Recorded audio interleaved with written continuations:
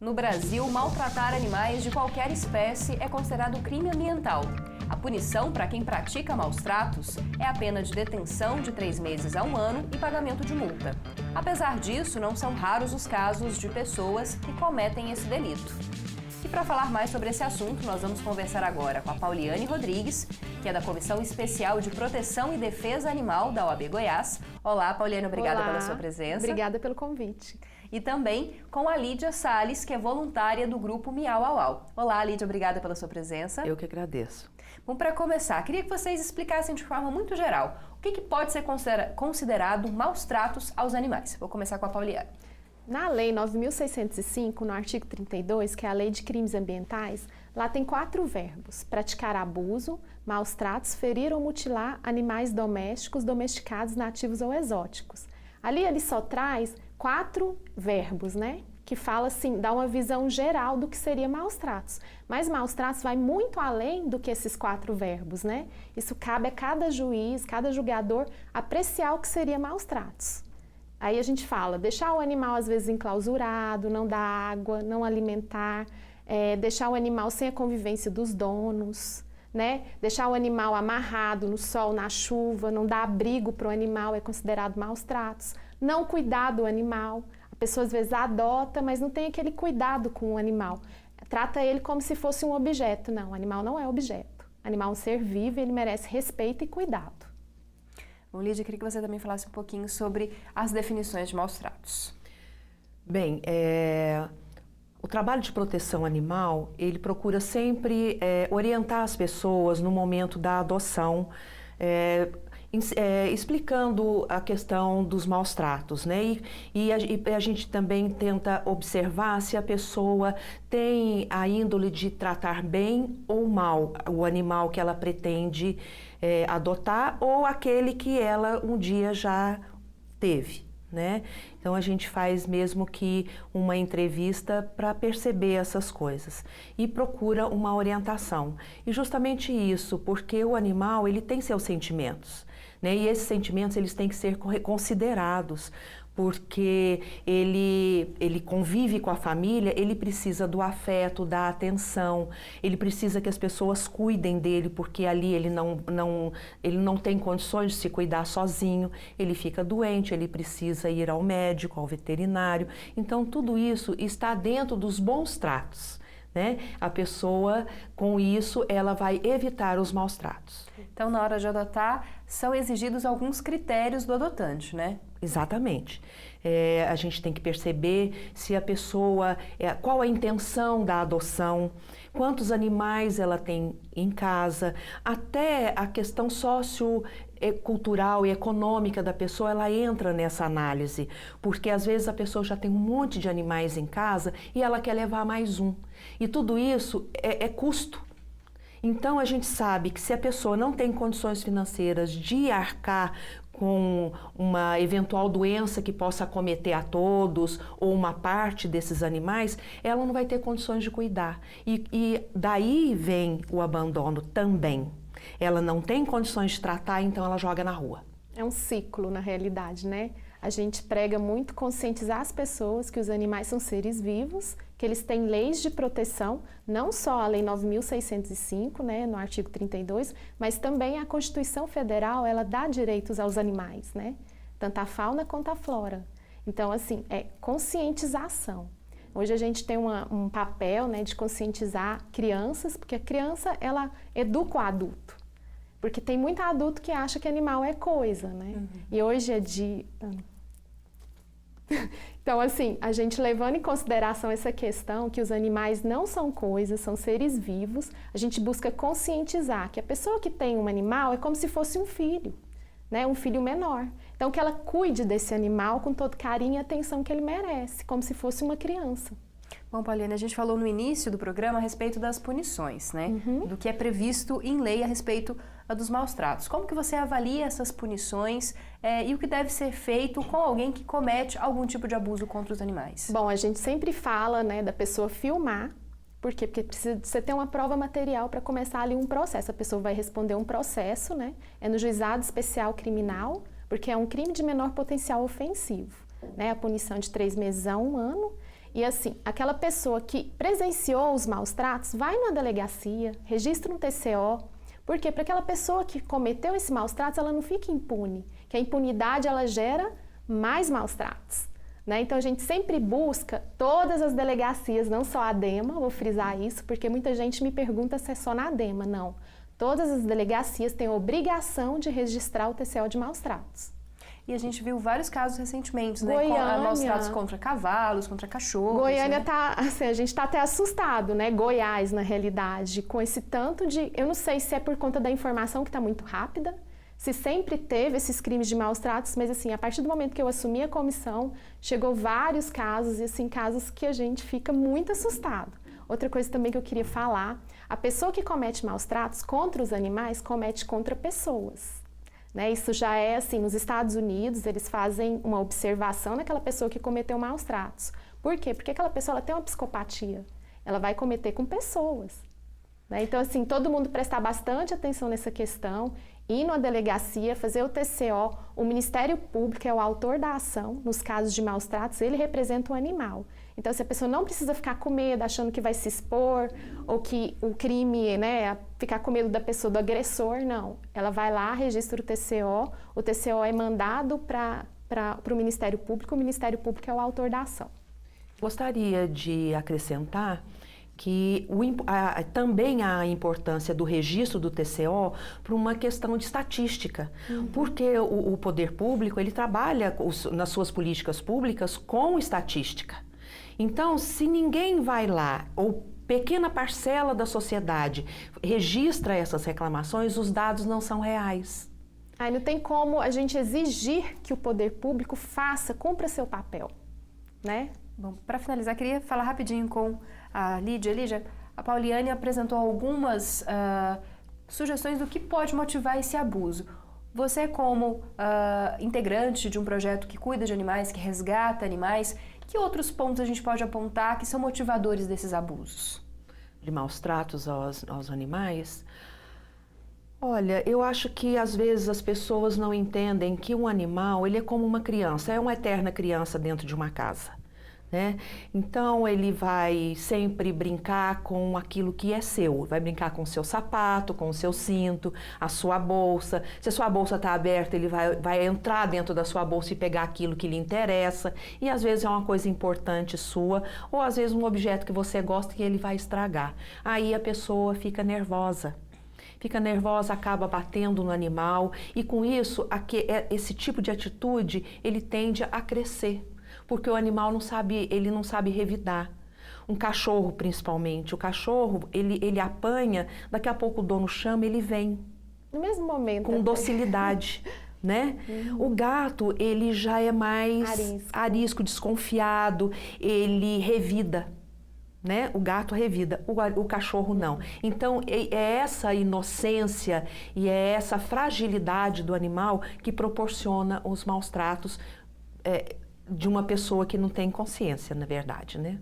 Bom, nosso primeiro bloco está quase terminando, então vou chamar o nosso intervalo e daqui a pouquinho você continua acompanhando esse debate. Espero que você continue também assistindo ao nosso programa pelo canal 15.1 do Sinal Aberto ou no 21 da NET Goiânia. Você também pode assistir ao Conexões e à TV UFG pelo Facebook e pelo YouTube.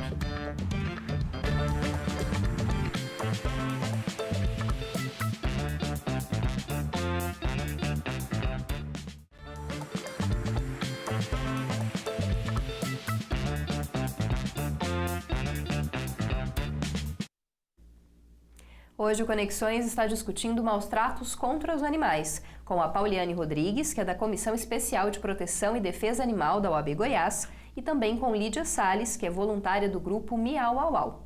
Então eu queria continuar falando a respeito de maus tratos. Queria começar dessa vez o bloco com a Lídia. Lídia, quais são as principais causas do abandono de animais, principalmente dos animais domésticos, né? Os gatos e os cachorros, que eu acho que todo mundo sabe que muita gente acaba abandonando filhotes ou mesmo animais adultos, né? O maior problema é a procriação descontrolada, né? Os animais, eles procriam, não existe lar para todos.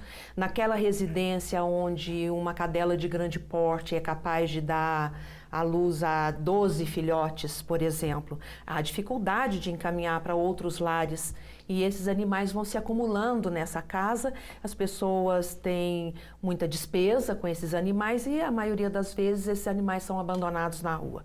Com os gatos é pior ainda porque a procriação do gato ela é muito mais frequente, é maior, né? E então o número de gatos que nascem de uma só gata em várias gestações é muito maior, né? Então o abandono de gatos é mais intenso. E a violência contra os gatos também parece que é maior. Por que isso acontece?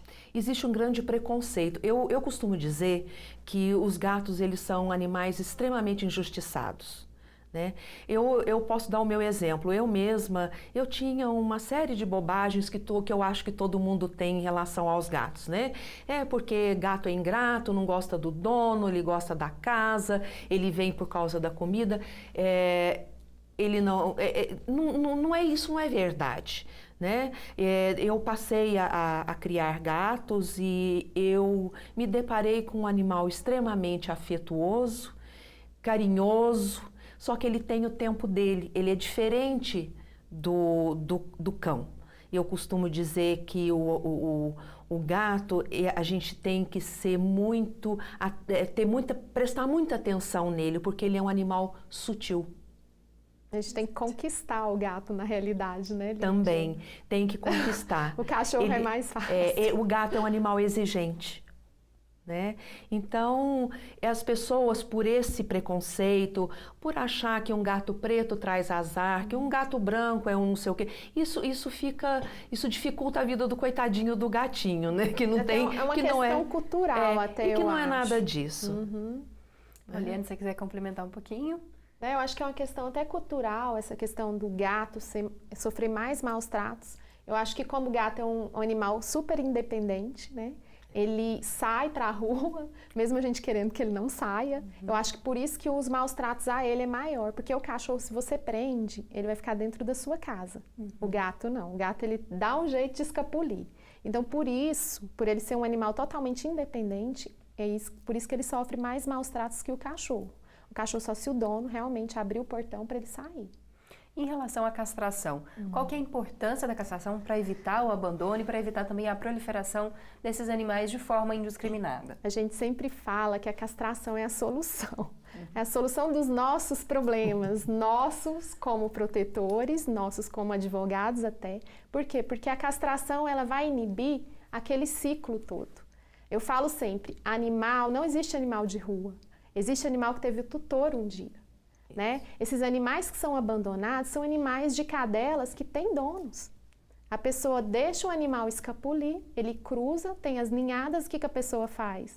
Não acha dono para todos, né? A gente já falou, a Lídia até falou. Então, assim, o que acontece? Esse animal que teve, a cadela que teve a ninhada, a cadela permanece com seus tutores e os filhotinhos dela são abandonados. Até o meu cachorrinho, o Zezinho, eu achei ele na rodovia, na BR-153, mais os 3 irmãozinhos deles. Então, assim, todos castrei e entreguei, a gente fala da posse responsável, né? Então, assim, a gente castra, vermifuga, vacina, para ali não ter aquele ciclo vicioso. Porque senão o protetor, ele só enxuga gelo. Ele pega esse animal aqui, se ele não castra, ele vai doar. A gente não sabe para quem doa. Mesmo fazendo entrevista, mesmo a gente sendo super criterioso, a gente não sabe se aquela pessoa realmente vai cuidar da forma que ela fala para a gente que vai. Então, assim, a castração é a solução dos nossos problemas. Eu até queria, assim, pedir aqui, aproveitar o tema, né? Pedir para o CRMV, que ele olhe pela gente, né? Porque eu, além de ser advogada, sou protetora. E, assim, o custo é muito alto para quem vai castrar os animais, para a gente poder até fazer uma parceria, né? Ajudar essas pessoas carentes. E o poder público também olhe por isso. Por quê? Porque tem uma lei que fala que tem que castrar os animais. Aliás, 2 leis, uma lei que é a nossa lei estadual, a 17767, e uma lei que é federal, que foi agora, ela é recente, de 2007, do Michel Temer, que fala também que tem que castrar esses animais. Então, assim, eu queria muito que o poder público olhasse por todos, né? Por todos os protetores, porque ele acaba aquele ciclo. Porque começa da não castração, aquele animal é abandonado, aquele animal vai sofrer maus tratos. né? Aí quebra-se o ciclo, resolve nossos problemas. E até uma questão de zoonoses também. Se a gente castra o animal, não vai ter zoonoses. Queria que você destacasse um pouquinho mais também a respeito da posse responsável, Lídia. A Pauliane começou a falar sobre isso. O que além da castração, da vermifugação, se exige na posse responsável de um animal? Acho que nós já até falamos um pouquinho sobre isso, né? Porque não podemos falar sobre maus tratos sem fazer uma alusão à posse responsável, né? A posse responsável nada mais é do que você ter respeito pelo seu animal, você tratá-lo bem, dar uma boa alimentação, dar as vacinas recomendadas, né, que é a antiviral. Enquanto ele é bebê, você tem que dar 3 doses da antiviral. Depois a antirrábica. E uma vez por ano fazer o reforço dessas vacinas e de 3 em 3 meses a vermifugação. Né? Não, quando ele ficar doente, não ter a preocupação financeira, é caro levar num veterinário. Existem várias clínicas veterinárias de vários níveis, né, que fazem vários níveis de preço, que podem atender a todos os bolsos. Não é verdade? E tem a Universidade Federal, que tem o consultório que você pode inscrever e fazer uma consulta, um tratamento gratuitamente, né? E de boa qualidade também. Então, a posse responsável é isso, é você respeitar o seu animal, dar carinho a ele, dar uma boa alimentação e proporcionar a ele saúde. Porque ele tendo saúde, você não coloca também a sua família em risco. Porque aí ele pode conviver ali dentro, dormir na sua cama, né? Como muitos fazem. Né? Hoje o animal é um membro da família, Exatamente. gente. Hoje tem guarda compartilhada de animais. Exatamente. Então, assim, ele convive bem, sem problema nenhum. E eu acho que é uma maneira muito saudável afetivamente, né? E em termos da lei também, tudo isso é agraciado, né? Ok, a gente tem que ir para mais um intervalo. Daqui a pouquinho vamos finalizar essa conversa a respeito da posse responsável. Se você quiser contribuir com Conexões, mandando a sua sugestão de tema, é só enviar um e-mail para jornalismo@tvufg.org.br ou então uma mensagem no WhatsApp 99181 1406.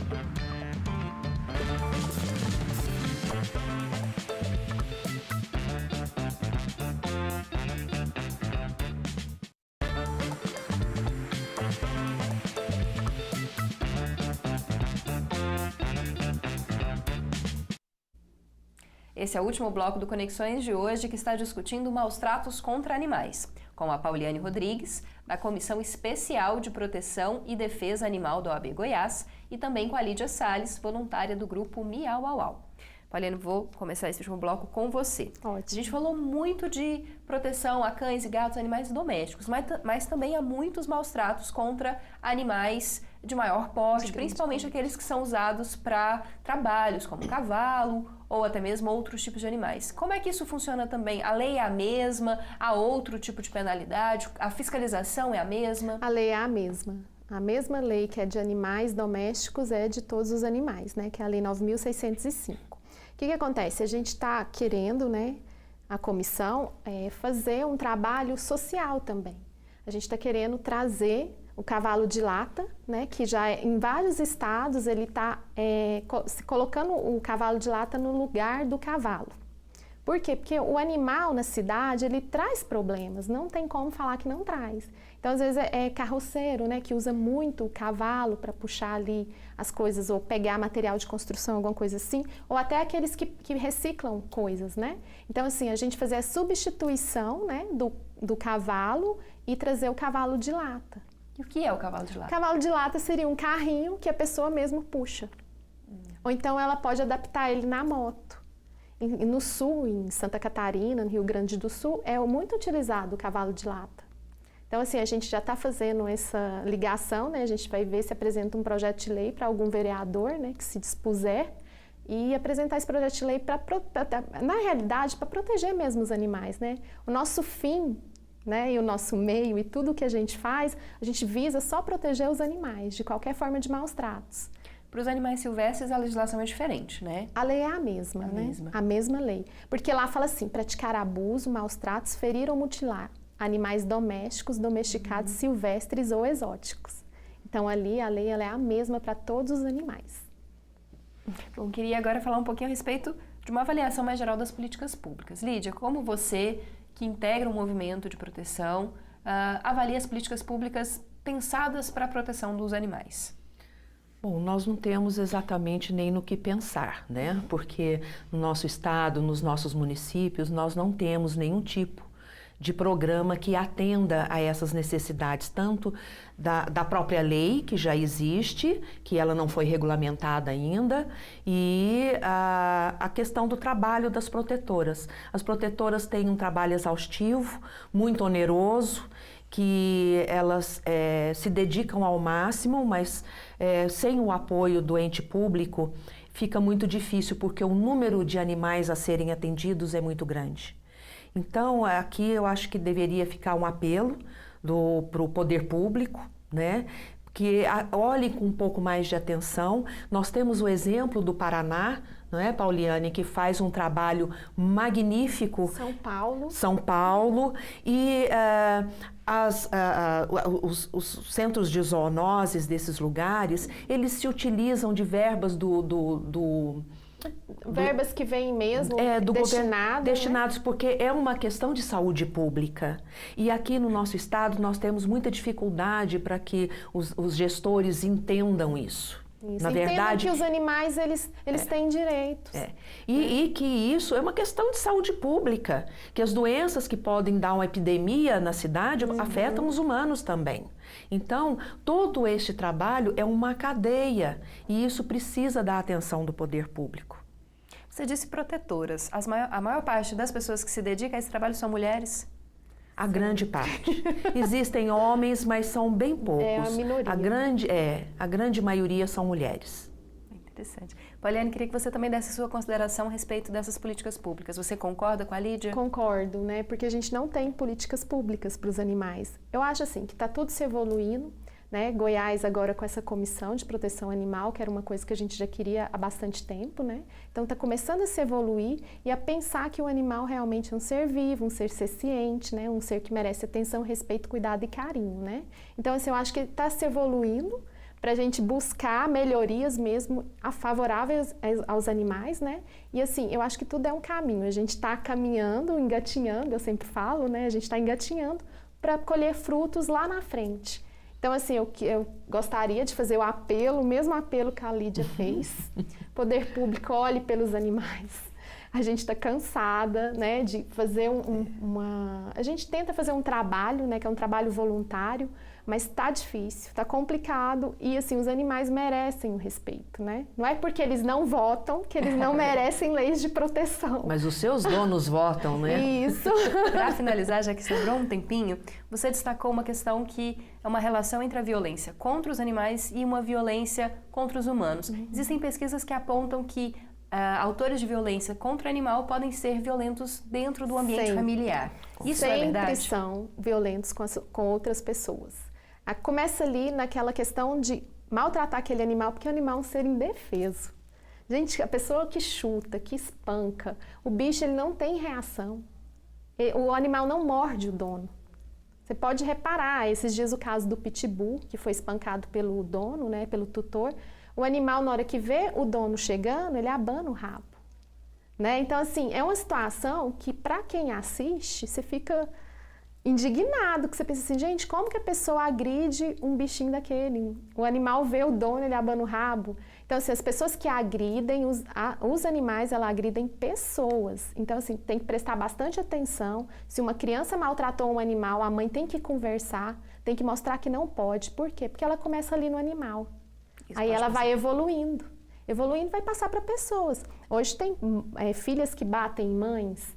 Ela deve ter um histórico de agressão lá atrás, né? Que batia num gato na rua, né? Batia num cachorro. Então, assim, pessoas que são agressivas com os animais são com pessoas.